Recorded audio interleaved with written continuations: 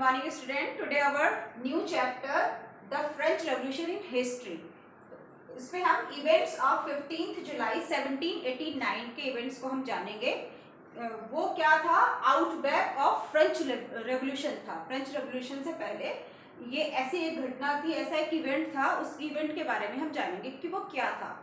अब लुइस जो 16 था, लुइस 16 जब फ्रांस में वहाँ का किंग था, राजा था, तो उसने अपने कुछ सैनिकों को, कुछ आर्मी को वहाँ पर उसने पेरिस शहर में भेजा था।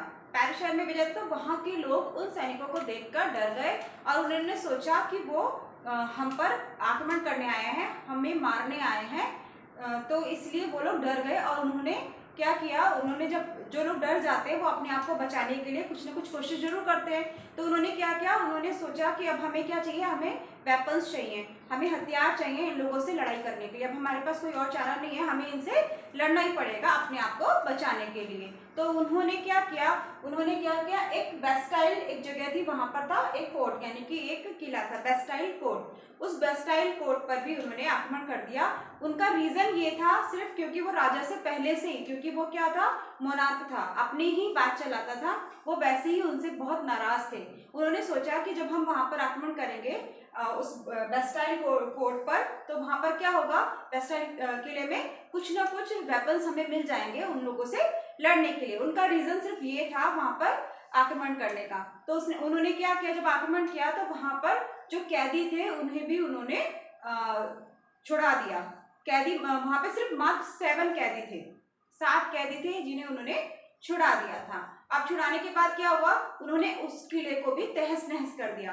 क्यों तहस नहस कर दिया, उसे क्यों तोड़ा किले को? क्योंकि अब मान लीजिए अब हमारे पास हमारे जो नेबर में रहते हैं या मेरा कोई फ्रेंड है या जो भी कुछ है, आप उससे बहुत ज्यादा चिढ़ते हो, यानी कि वो आपको बहुत परेशान करता है, तो आप उसे परेशान करने के लिए क्या करोगे कि जो उसका जो सामान होगा, जैसे कि अब आपका फ्रेंड है, अब आपका फ्रेंड क्या है, आप उसे हमेशा आपका झगड़ा होता रहता है या वो आपसे लड़ता रहता है, तो क्या करोगे, आप उसका पेन तोड़ दिया या पेंसिल तोड़ दी, तो क्या होगा, उससे उसका नुकसान होगा। नुकसान होने से क्या होगा, वो उसको, क्योंकि वो ज्यादा प्रिय होता है, उसको नुकसान जब होगा तो वो चिढ़ेगा, वो दुख होगा उसे। तो इस तरीके से ये सोचकर उन्होंने जो बेस्टाइल कोर्ट था, जो बेस्टाइल का जो किला था, फोर्ट था, उसको उन्होंने क्या किया, उन्हें तोड़ दिया। और उसके बाद क्या किया उन्होंने, उसको बाद उन्होंने उसे सेल किया। अब आप बताइए कि ईंटों को सेल करने का क्या मतलब था। उनका मतलब ये था कि वो उन ईंटों को अगर सेल करेंगे तो सेल करने से क्या होगा, वो जो लोग हैं वहाँ के, जो बेस्टाइल के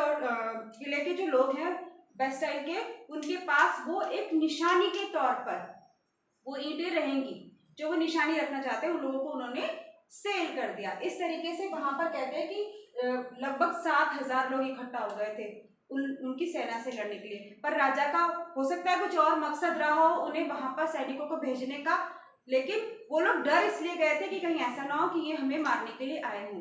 तो इस तरीके से ये इसका बेसिक था, किसका, इवेंट्स ऑफ 14 जुलाई 1789 का बेसिक था। अब आता है French society during the late 18th century. अब 18th सेंचुरी क्या है, 18th सेंचुरी में होता है 1701 से लेकर 1799 तक, ये आपका 18th सेंचुरी कहलाता है। ठीक है, अब 18th सेंचुरी में क्या हुआ, इसके लिए अब हम बेसिक चीजें जान लेंगे। जैसे कि हमने कल भी आपको मतलब इससे थोड़ी देर पहले मैंने वीडियो में आपको बताया था, जैसे 1774 में जो लुइस 16 था वो यहाँ का राजा बना। वो बॉर्नवेन मतलब एक तरीके का बिस्किट या ब्रेड की तरह ब्रांड होता था, वो रॉयल फैमिली का था, तो वो वहां का राजा बना। और जो उसकी मैरिज थी वो एक ऑस्ट्रियन प्रिंसेस, यहाँ ऑस्ट्रेलिया से मतलब नहीं है, ऑस्ट्रियन प्रिंसेस फ्रांस के पास में ही एक शहर का नाम है, वहां की एक अलग उसकी प्रिंसेस थी मॉरी एंटोन, उससे उसकी शादी हो गई। अब शादी होने के बाद जब उसने देखा, upon his occasion he is found on empty treasury. अब जब कहते हैं ना कि राजा के खजाने में तो बहुत सारे पैसे होते हैं, लेकिन जब वो राजा बना था तब उसके खजाने में बिल्कुल एम्प्टी, बिल्कुल खाली था, उसके पास कोई खजाने में कोई भी पैसा नहीं था।